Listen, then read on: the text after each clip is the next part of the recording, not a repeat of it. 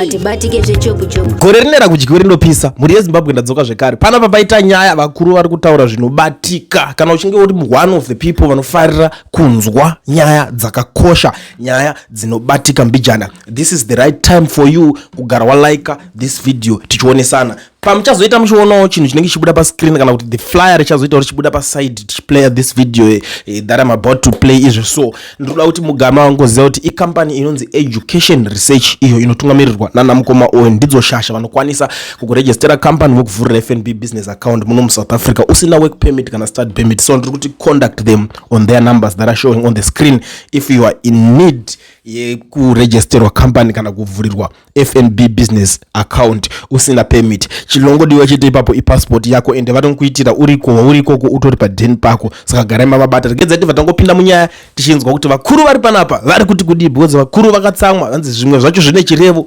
dedzai vakuru vauye. Pari kudiwa vakuru vanotetemura vanotsemura nyaya sezvazvingori. Regedzai ndikusiyei takateerera tese takadai. Referendum is the way to legalize this criminal act, this criminal amendment bill. Zvatiri kuona macourts achiita as if ambomisa nyaya iyi kuti vasape ruling. Zviri kuitirwa kuti kana vakuzopa ruling vachapa ruling vachiti hazviite kuti bill iri pase pasina referendum. Kana zvadaro zvinobva zvaita kunge zvinonzi munyika mune democracy zvinobva zvaita kunge macourts ari independent, but then vachangoriga vaitozviziva kuti vanhu muchaenda kuno challenge this bill kucourt and vainyatsoziva kuti kana mukaenda kucourt court ikatonga ichiti ngariitwe bill iri pasina referendum, court inonzi iri biased. Saka ichatonga kuti ngapaitwe referendum, asi kureferendum ndokwavachanopedzera nyaya. Saka referendum haisi kuzombotibatsira. Referendum haisi kuzombotibatsira.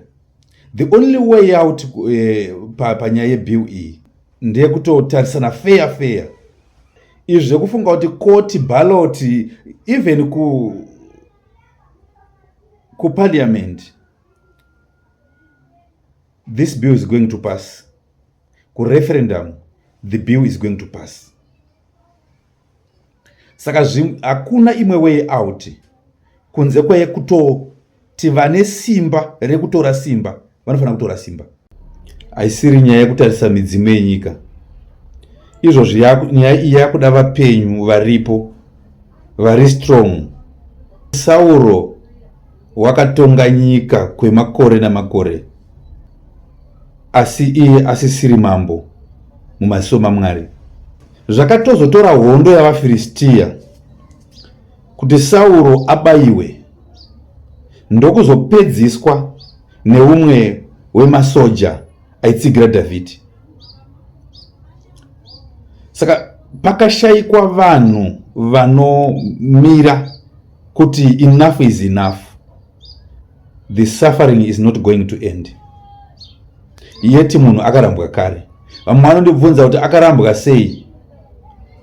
But zviri pachena wani. Vanhu vari kumudeclare as a god and he is comfortable with it.